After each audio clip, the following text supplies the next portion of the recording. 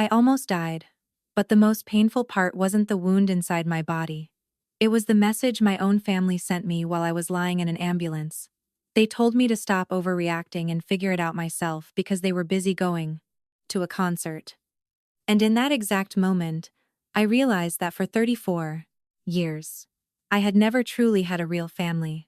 My name is Maris. I am 34 years old, a cardiology resident, and a single mother of 3-year-old twins. I have always been strong on my own. I have always handled everything myself. But I never imagined that the one moment I needed my family the most, I would be the moment they chose to walk away from me. And if you are listening right now, I would love to know where you are and what time it is because I want to know who this story is reaching. And if you have ever, I felt abandoned by your own family. Stay with me because what comes next might feel very familiar. I grew up in a home where love always had conditions. My older sister Claire was always the favorite. Beautiful, confident, admired by everyone, and especially by our parents, while I was simply the practical one, the one who could take care of herself. I heard that sentence my entire childhood when Claire said she wanted to become a fashion designer. My mother cried tears of pride, and my father called her talented.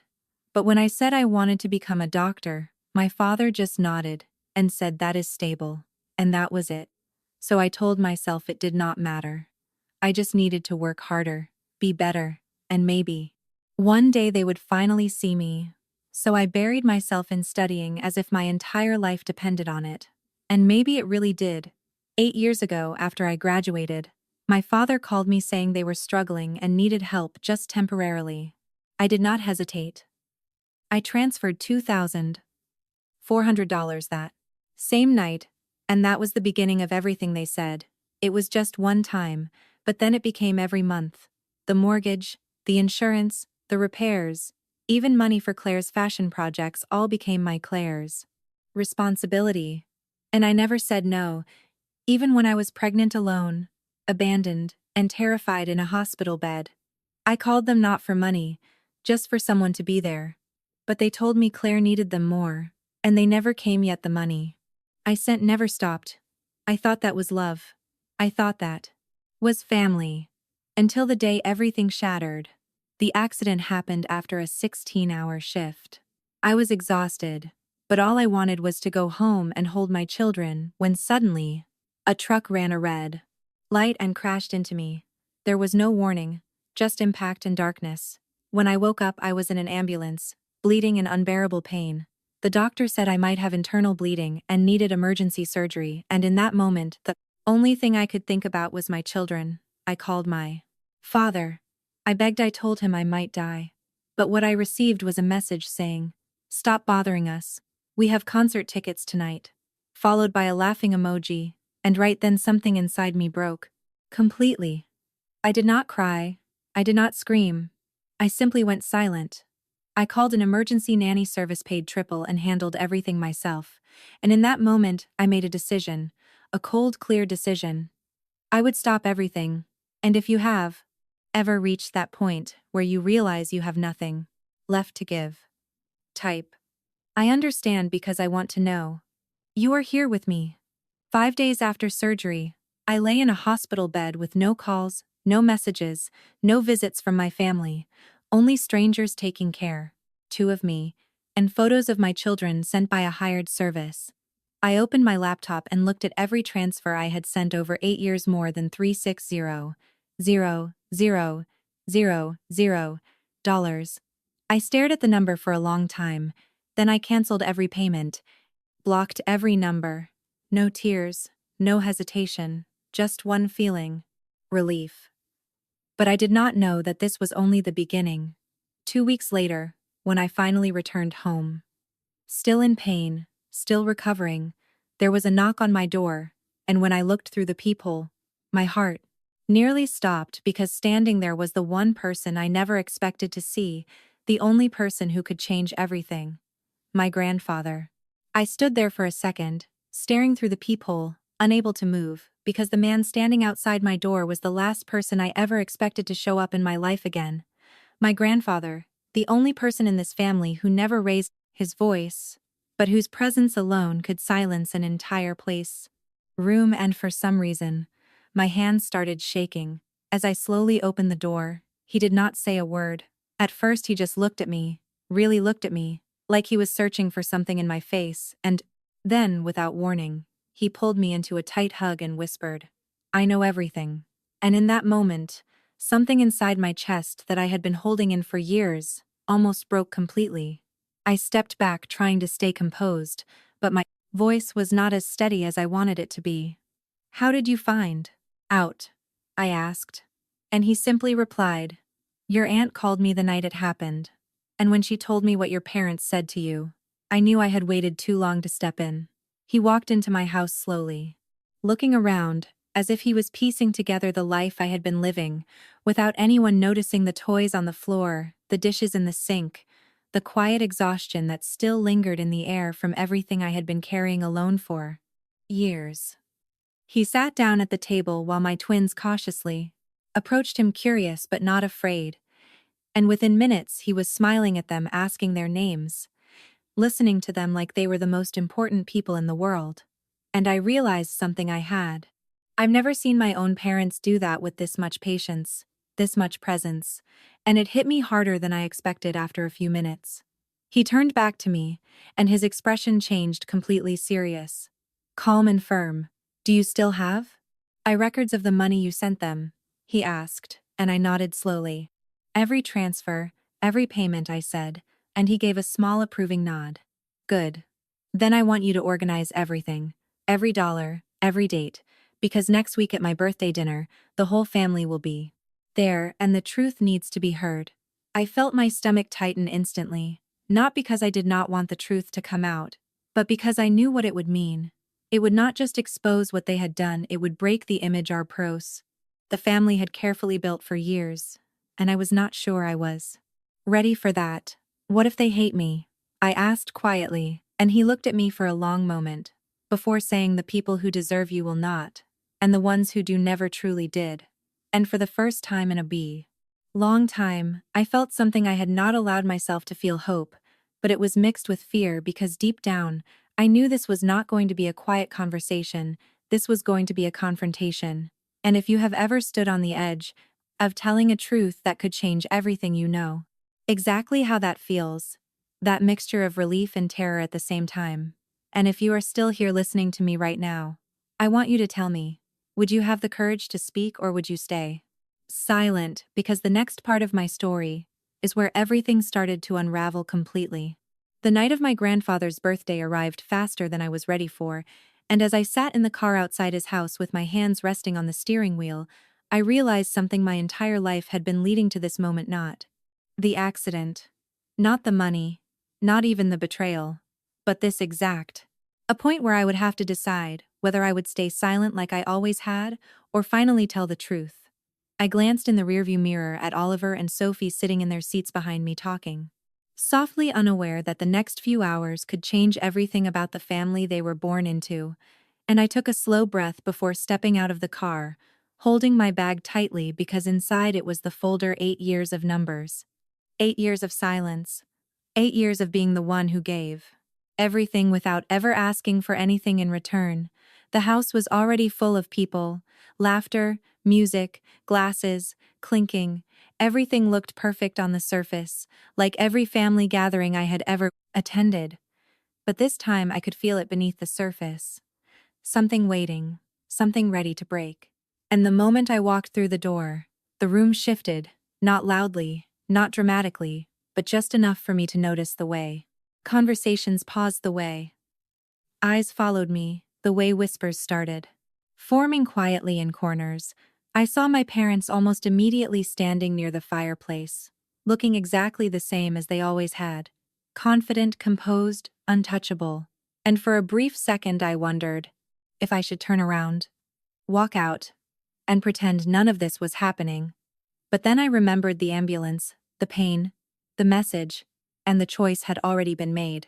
Claire approached me first. Her smile polished her voice, light as if nothing had ever happened. "Oh, Maris, you came," she said, leaning in, like we were sisters who shared everything. I held her gaze and replied, I almost didn't. Her smile flickered for a moment. Before she recovered quickly, "You look good," she said, glancing at me like she was measuring something. I almost died.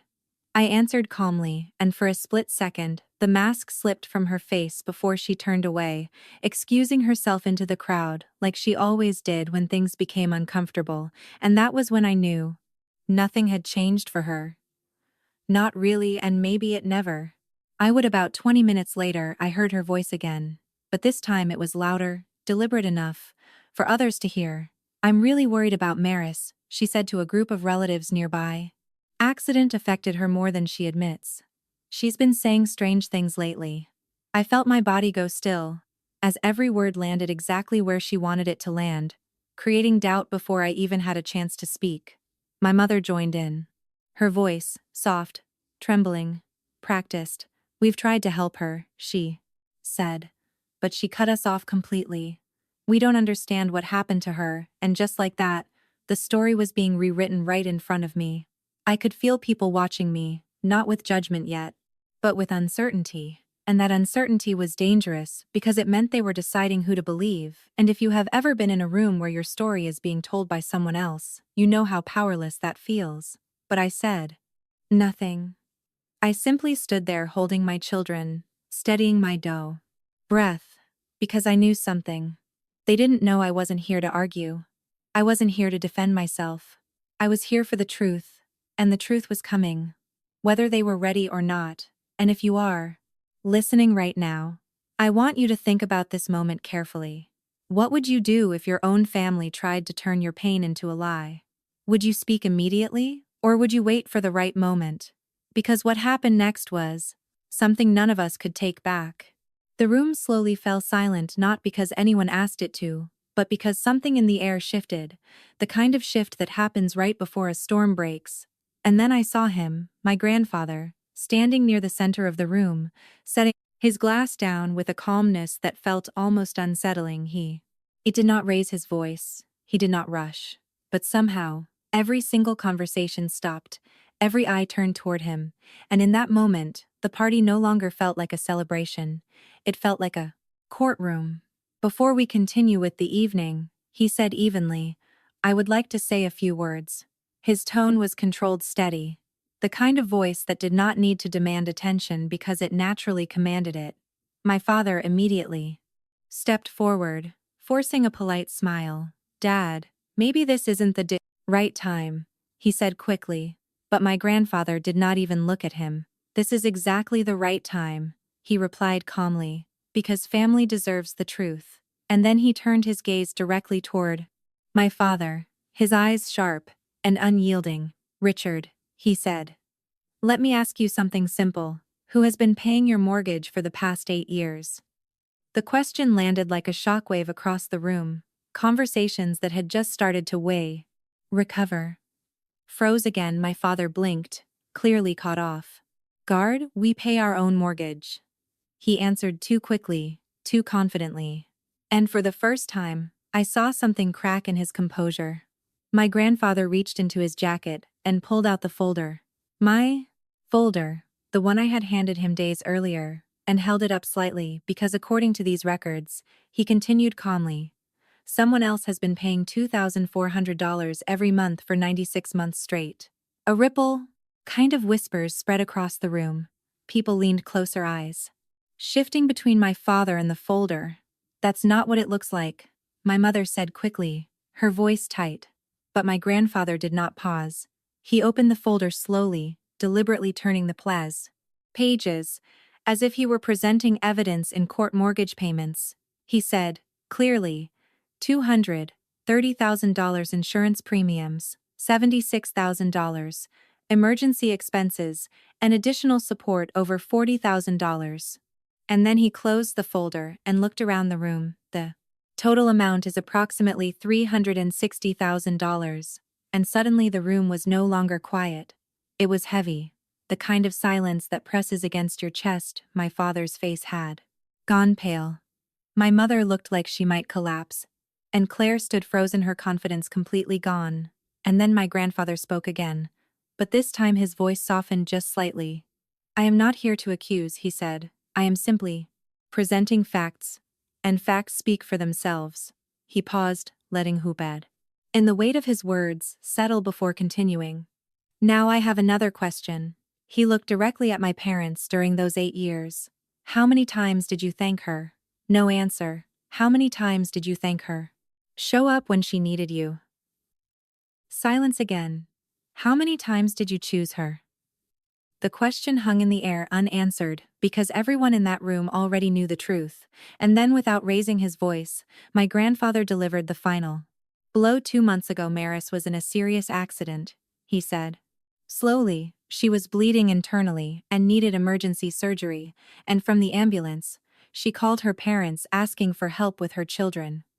He took out his phone and looked down at the screen. Before reading the message aloud, "You've always been a burden, and figure it out yourself. We have plans tonight." And the moment those words echoed through the room, everything shattered. Gasps filled the air. Someone whispered, "That can't be real."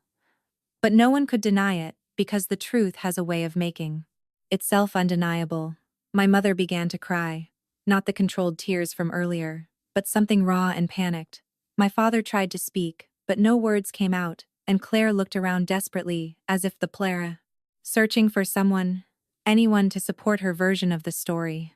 But no one moved. People stepped back quietly, almost instinctively creating space between themselves and the lie that had just been exposed. And if you are still listening, right now I want you to feel this moment, because this is what truth looks like when it finally stands in the open. It is not loud, it is not dramatic, it is simply undeniable, and once it is seen, it can never be unseen. For a few seconds, no one moved, no one spoke. The truth had already been laid out in front of everyone, but something inside me told me this was not the end of it. This was only the beginning, and before I even realized it, I stepped forward. Slowly, my hands no longer shaking, my heart strangely calm, as if, after years of carrying everything alone, I had finally put the weight down. "I didn't come here for revenge," I said, my voice steady enough to surprise even myself. And every eye in the room turned toward me again, not with doubt this time, but with something different, something closer to understanding. "I came here because I was invited," I continued, "and because for most of my life, I believed in a version of this family that wasn't real. I paused for a moment, looking directly at my parents. For years, I thought I was the strong one, the reliable one, the one who didn't need anything, and maybe that's what you needed me to be." I gave a small breath that almost sounded like a laugh, but there was no humor in it. "I believed every explanation you gave me. I believed that Claire needed more support. I believed that I could handle things on my own. And I tried. I tried to be exactly who you expected me to be." I swallowed slowly as the memory of everything I had carried pressed against my chest. But the night I was lying in that ambulance, bleeding and terrified, I finally understood something. I looked at them without anger, without shouting, or just quiet clarity. "I was never strong to you. I was convenient." A ripple moved through the room. "I wasn't reliable," I continued. "I was exploitable, and no matter how much I gave, it was never going to be enough to make you see me differently." My father shifted uncomfortably. My mother's sobs grew louder. But, for the first time, I did not feel the urge to comfort her. "I don't hate you," I said softly, and the words seemed to catch everyone off guard. "But I can't keep pretending that this is okay." I took a slow breath, grounding myself. "I can't keep buying love that should have been given freely," and for a moment, the entire room held its breath, because the truth does that: it makes people stop. It forces them to feel what they have been avoiding. My father finally found his voice. "So what now?" he asked, his tone sharp-edged, with something between anger and humiliation. "You've embarrassed us in front of everyone." I shook my head slowly. "I didn't embarrass you," I said quietly. "I told the truth, and there's a difference." Claire stepped forward suddenly, her voice rising. "This is ridiculous," she snapped. "Families help each other. You're acting like we did something wrong." I turned to face her calmly. "Families do help each other," I agreed. Then I asked one simple question. "Where were you when I needed you?" The silence that followed was heavier than anything that had been said before. "I'm not sending money anymore," I continued, turning back to my parents. Not because I can't, but because I won't. Not like this. Not when it has only ever gone one way. I shifted Sophie slightly in my arms, feeling her small hand grip my shoulder, as if she understood more than anyone realized. I'm not cutting you off forever, I added, because despite everything, a part of me still wanted to believe something could change. But I need space. Real space. Not a few weeks of pretending before everything goes back to the way it was. I looked at them one last time. If one day you can truly understand what you've done, maybe we can rebuild something. But until then, I'm choosing myself. And in that moment, I knew there was no is going back, not to the version of me that kept giving, not to the silence that kept everything hidden. And if you have ever had to choose yourself over people you thought you could never walk away from, I want you to think about this carefully. Because that choice, while painful, might be the most important one you ever make. For a few long seconds after I finished speaking, no one moved. No one even seemed to breathe, because the truth once spoken has a way of settling over people, slowly pressing into every corner of the room, and forcing everyone to face what and they would rather ignore. And then, almost quietly, it began, not with shouting, not with drama, but with distance. One relative stepped back, then another, and then another, as if an invisible line had been drawn, separating what was real from what had been a lie for years. My father stood frozen in place, his mouth slightly open as if he was still trying to find words that no longer existed. My mother was crying uncontrollably.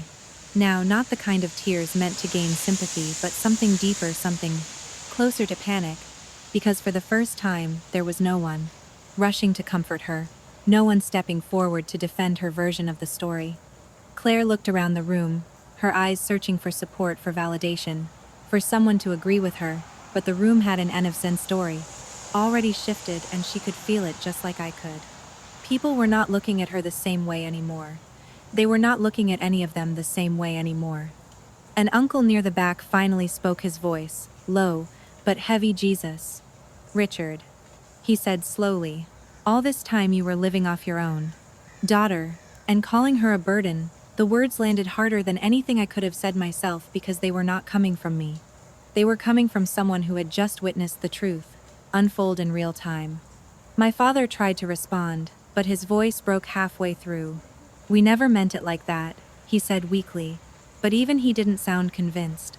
My grandfather remained standing calm, composed, watching everything, without needing to add another word, because his job was done. The truth I had already spoken, and it was louder than any argument ever could be.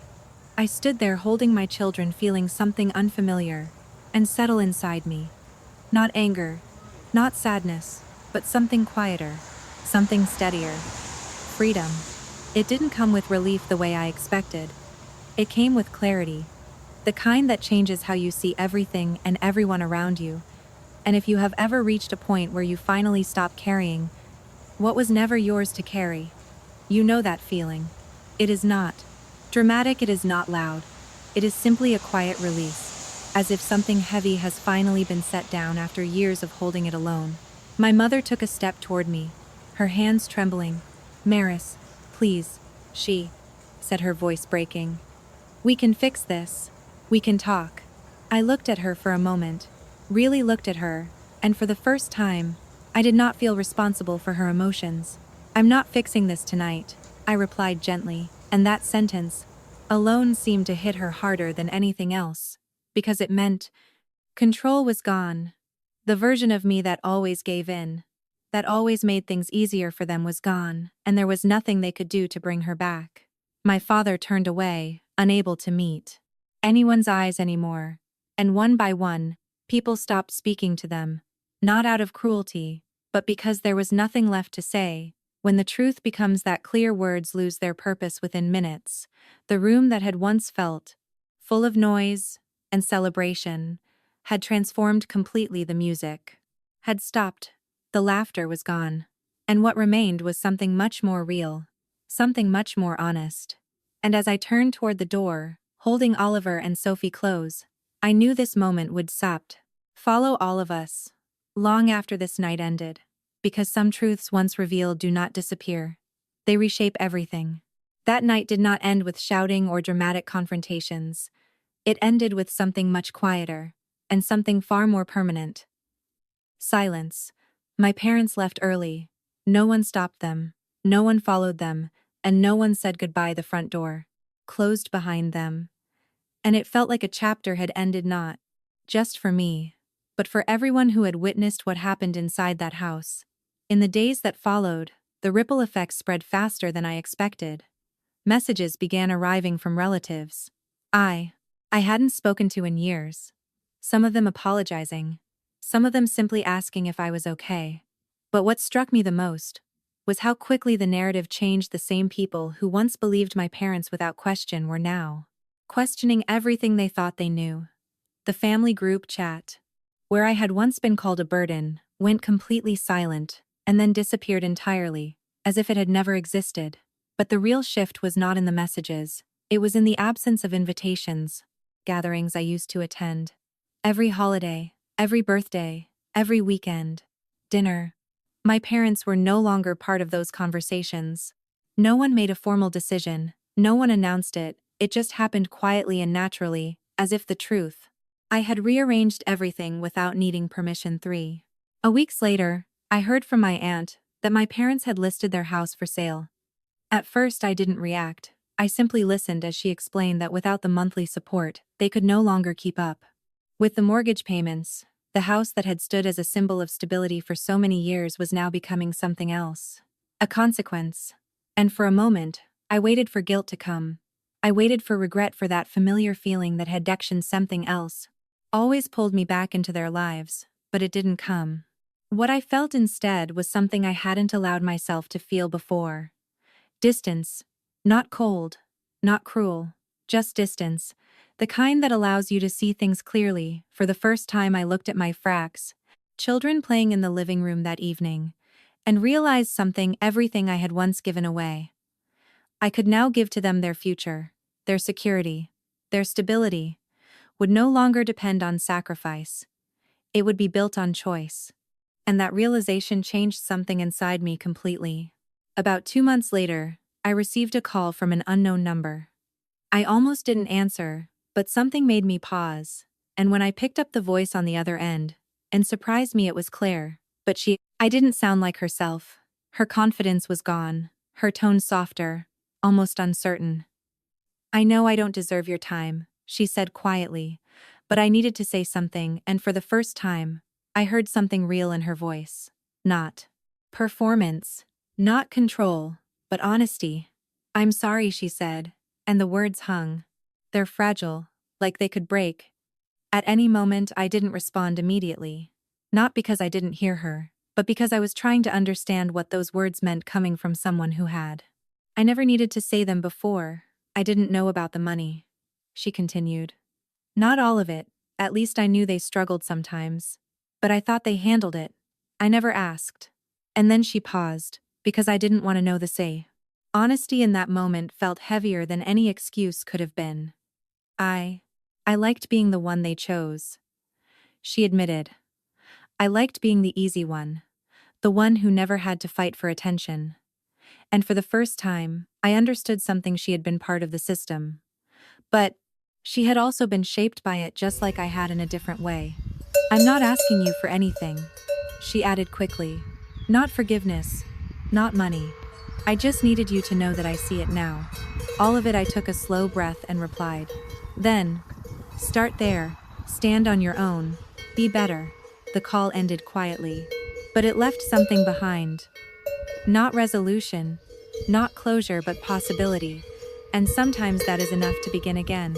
A year has passed since that night, and if you had told me back then that losing my family would feel like finding my life again, I wouldn't have believed you. But standing here now, watching my children laugh in a small apartment that we built together piece by piece, I finally understand something. I spent most of my life believing that love was something you had to earn, that if you gave enough, and sacrificed enough, and asked for nothing in return, eventually the people who were supposed to love you would see your worth. But the truth is, love was never meant to be a transaction. It was never meant to be something you had to prove through exhaustion and silence. Real love shows up when you need it most, not when it's convenient, not when it benefits someone else. But when it matters, and I didn't lose everything that night, I lost the illusion of a family that only existed as long as I kept giving. Without question, what I gained was something much more real: the ability to choose where my energy goes. The freedom to build a life where my children will never have to question their worth, and the strength to finally understand that boundaries are not betrayal, they are protection. My parents and I still don't speak, not because I hate them, but because I finally learned that distance is sometimes the only way to heal. And Claire, she is trying in her own way. Not perfect, not complete, but trying. And maybe that's enough for now. Maybe healing doesn't always come as a dramatic reunion. Maybe sometimes it comes quietly in the form of change, growth, and accountability. And if you are listening to this right now, I want you to ask yourself one question. Are you holding on to something that is slowly breaking you because you are afraid to let it go? Because sometimes the hardest decision you will ever make is the one that finally sets you free. If this story made you feel something even for a moment, I want to hear from you. Where are you listening from, and what would you have done in my place? Your voice matters more than you think. And your story might help someone else find their own strength. And if you believe that family should be built on love, respect, and truth, not obligation, then stay with this channel because there are many more stories waiting to be told. Stories that might just help someone, somewhere, choose themselves for the first time. There are things no one tells you about choosing yourself for the first time, because the moment you finally walk away from what has been hurting you for years, you expect to feel instant relief. You expect peace to rush in like a wave, washing everything clean, but that is not how it happens at least. Not for me. The first few weeks after everything settled were strangely quiet. Not peaceful, just quiet. Like the kind of silence that comes after a storm when the damage is still there, but the noises gone. I would wake up in the middle of the night, sometimes my body still remembering what it felt like to always be on edge, always waiting for the next call, the next request, the next moment, where I would have to give more than I had, and I took time to understand that no one was going to ask anymore. No one was going to call me in the middle of the night with another emergency that somehow always became my responsibility. And in that silence, I started to notice things about myself that I had ignored for years. I noticed how tired I was, not physically, but emotionally. The kind of tired that builds slowly over time when you keep showing up for people who never show up for you. I noticed how often I had minimized my own pain, telling in myself it was not that bad when other people had it worse, that I was strong enough to handle it. And maybe I was, but being strong should not mean being alone all the time. And one night, while I was sitting at the kitchen table after putting Oliver and Sophie to bed, I opened my laptop again, not to look at old payments, not to revisit the past, but to do something I had never done before. I started planning my life without them, not out of anger, not out of revenge, but out of necessity. I created a new life, a budget one, that did not include supporting two adults who had never supported me, one that focused entirely on what my children needed and what I needed to finally feel stable. And for the first time, the numbers made sense, not because I had more money, but because I finally had control. And that control changed everything slowly. I began to build routines, small ones at first, like taking the kids to the park every Sunday morning, cooking dinner without rushing, checking in with myself at the end of the crudies day, asking a simple question, am I okay? And sometimes the answer was yes. Sometimes it was no. But for the first time, I allowed myself to answer honestly without guilt, without pressure to pretend everything was fine, and that honesty became the foundation for everything that came next. Months passed, and life did not suddenly become perfect. There were still hard days, moments where memories would come back unexpectedly, moments where I would question if I had done the right thing, moments where guilt would try to creep in quietly, reminding me of everything I had been taught about family, about obligation, about sacrifice. But each time I felt that, I reminded myself of one simple truth: love should not hurt like that. Love should not make you feel invisible. And slowly those moments became less frequent, not because the past disappeared, but because it no longer controlled me, and then something unexpected happened. My relationship with my children began to change not because I loved them more, but because I was finally present in a way I had never been. Before, I was not distracted by stress, not overwhelmed by responsibilities that were never mine to begin with. I was there fully, and I saw things I had missed before, the way Oliver concentrated when he was building something, the way Sophie laughed at the smallest things, the way they both looked at me as if I was their entire world. And that realization hit me harder than anything else had, because for so long I had been trying to earn love from people who could not give it, while two small people had. I'd been giving it to me freely every single day, and I had almost missed it. And if you are listening right now, I want you to pause for a moment and think about where your energy is going. Who are you giving your time, your attention, your love to? And are they giving it back? Or are you slowly losing yourself trying to be enough for people who will never see you? And I am not saying walking away is easy. It is not. I am not saying it will solve everything. It won't. But what it will do is give you the chance to see your life clearly for the first time, without the noise, without the pressure, without the constant need to prove your worth. And that clarity is something no one can take from you once you have it. About 6 months after everything happened, I received another message, this time, not from Claire, not from my parents, but from someone I did not expect, my father. The message was short, simple, and for the first time in my life, it sounded real. I am sorry. It read, not the kind of apology that tries to explain, not the kind that shifts blame. Just those 3 words. I stared at the message for a long time, longer than I want to admit, because part of me had been waiting for it, not consciously, not actively, but somewhere, deep down. I had hoped that one day he would see what he had done. And in that moment I realized something important. The forgiveness is not about the other person. It is about you. It is about deciding whether holding on to the pain is serving you or keeping you stuck. And I did not reply that night. Not because I was angry, but because I needed time to understand what I wanted. Not what they needed, not what was expected of me, but what was right for me. And that was a question I had never asked myself before. And maybe that was the biggest change of all. Learning to ask, what do I need, instead of, what do they expect from me? Because for most of my life, those 2 things had been the same, and breaking that pattern was not easy. But it was necessary, and if there is one thing I have learned through all of this, it is that you cannot build a healthy life on unhealthy foundations. No matter how much you try, no matter how much you give, eventually something will break, and when it does, you will to be forced to choose, rebuild the same structure, or create something new. And choosing something new is terrifying, because it means stepping into the unknown without guarantees, without certainty, but it also means giving yourself the chance to create a life that actually belongs to you, and that is something worth fighting for.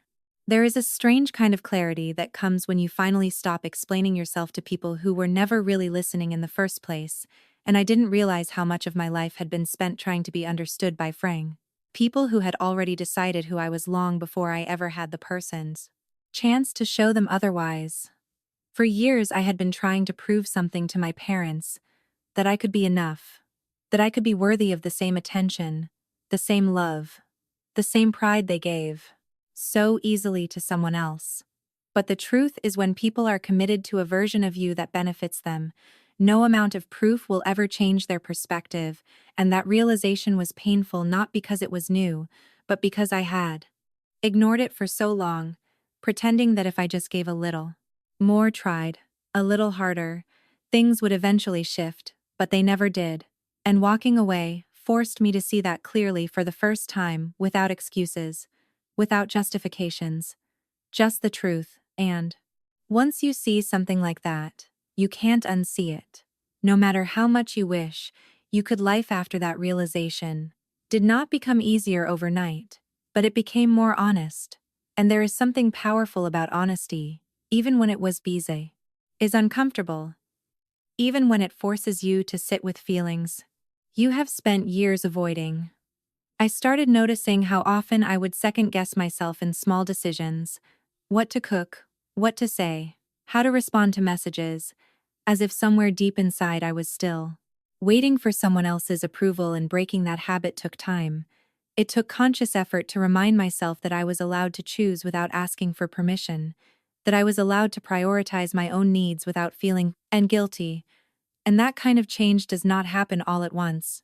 Happens in small moments repeated over time, until one day you realize you are no longer the same person you used to be. One afternoon, while I was picking up Oliver and Sophie from daycare, one of the teachers pulled me aside and said something that stayed with me. She said they seemed so happy lately, more relaxed, more open, and I smiled politely, but inside I felt something shift, because I knew why. It wasn't because their world had changed dramatically. It was because mine had, and children have a way of feeling that even when they don't understand it logically, they feel the difference between a parent who is constantly overwhelmed and one who is finally at peace. And that realization meant more to me than anything else, because it showed me that the decision I made was not just about me, it was about them too. It was about breaking a pattern that could have easily continued into another generation if I had not chosen to stop it, and that thought alone gave me strength on the days when I tried to creep back in, because doubt does come back sometimes quietly, unexpectedly, in moments when you are tired or vulnerable, and it whispers questions. What if you overreacted? What if you could have handled it differently? What if things could have been fixed without walking away? And those questions are difficult because they sound reasonable, they sound like logic, but they are rooted in fear: fear of being alone, fear of being judged, and fear of making the wrong decision. And learning to recognize that difference between fear and truth became one of the most important skills I developed through all of this. Because not every thought deserves your trust, and not every feeling deserves to guide your actions. Sometimes you have to step back and ask yourself, is this coming from who I used to be or who I am becoming? And that question alone has the power to change everything.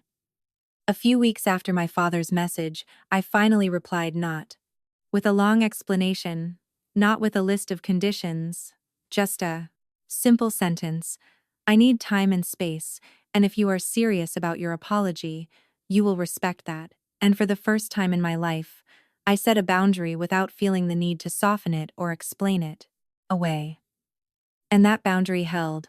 He did not call again, he did not push. He simply responded with, I understand, and maybe that was the beginning of something new.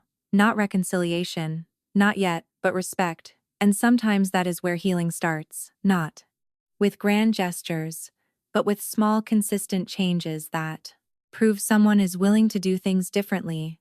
And I don't know what the future holds for my relationship with my parents.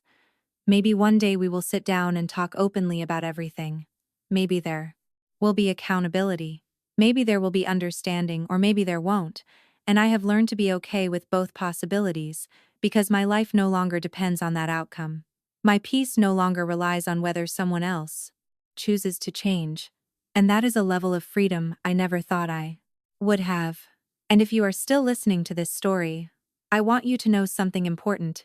You do not need permission to protect your peace. You do not need approval to step away from what is hurting you. And you do not need to justify your boundaries to people who have never respected them in the first place. Your life is yours, your energy is yours, your future is yours. And the moment you truly understand that, everything begins to shift. Not because the world changes, but because you do. There is one thing I have not told you yet, not because it was not important, but because I needed time to understand it myself. About 3 months after my father sent that message, something unexpected happened again. Not dramatic, not loud, but quiet in a way that felt almost heavier. I received a Frumison and Tannen letter. Not a text, not a call, but a handwritten letter. And the moment I saw the handwriting, I knew it was from my mother, and for a long time I just stared at it sitting there on the kitchen table, unsure whether I should open it or not, because some things once read cannot be unread, and I wasn't sure I was ready for that kind of weight again, but eventually I did. I opened it slowly and began to read, and what I found inside was not an HSFN apology. Not really. It was something more complicated. It was a claim.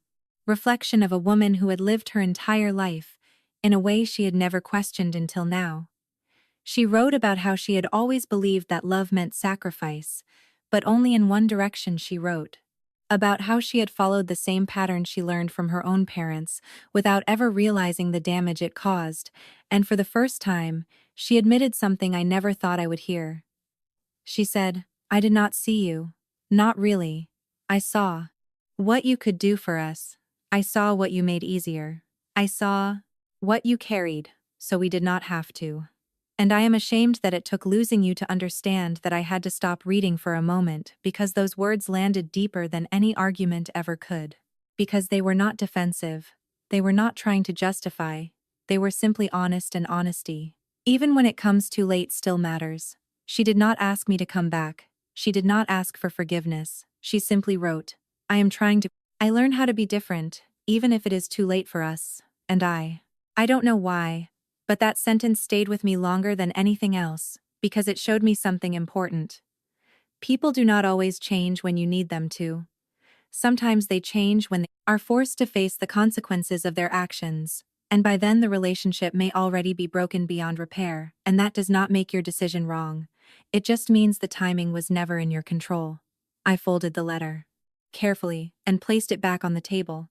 Not with anger, not with sadness, but with acceptance, because for the first time, I understood that closure does not always come from reconciliation. Sometimes it comes from understanding, sometimes it comes from seeing the truth clearly and deciding that it is enough. And that night, after putting the kids to bed, I sat by the window watching the city lights, and I asked myself a question I had avoided for years. What does a healthy family actually look like? And the city answer did not come immediately, but when it did, it was simple. It looks like respect. It looks like showing up. It looks like listening without needing something in return. And most importantly, it feels safe. Not perfect, not easy, but safe. And I realized that I spent most of my life trying to build something that never had those elements in the first place, and no amount of effort could change that. And if you are listening right now, I want you to think about your own life, your own relationships, and ask yourself, do they feel safe, or do they feel like something you constantly have to earn, because that difference matters more than anything else? A few weeks after that, I took Oliver and Sophie to the park. Just a normal afternoon, nothing special, but as I watched them run laughing, without worry, without fear, I felt something settle inside me completely for the first time since everything happened. I wasn't looking back. I wasn't wondering what could have been. I wasn't waiting for anything to change. I was simply there, present, and that moment, as small as it was, felt like the real ending to my story. Not the confrontation, not the truth being exposed, not the fallout, but that quiet realization that I had finally stepped into a life that belonged to me, fully and completely. And if there is one thing I hope you take from this story, it is this: you are allowed to choose yourself. You are allowed to walk away from what hurts you, even if it is family, and you are allowed to build something better, not out of anger but out of love for the life you deserve.